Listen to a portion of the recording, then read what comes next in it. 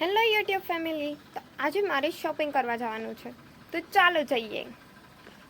રોકોને bye bye કહીને અમે નીકળી જાય છે શોપિંગ કરવા માટે.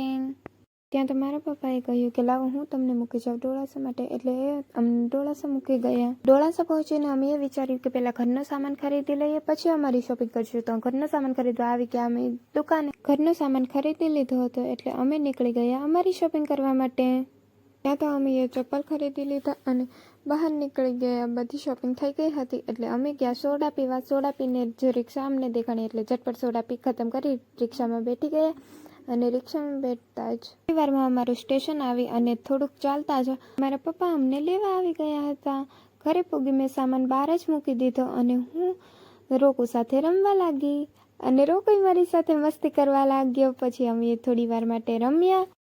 તો આજનો વ્લોગ અહીંયા જ પૂરો કરીએ. મળશું આપણે કાલના વ્લોગમાં. અને હા, લાઈક શેર સબસ્ક્રાઈબ કરતા જજો. ત્યાં સુધી બાય.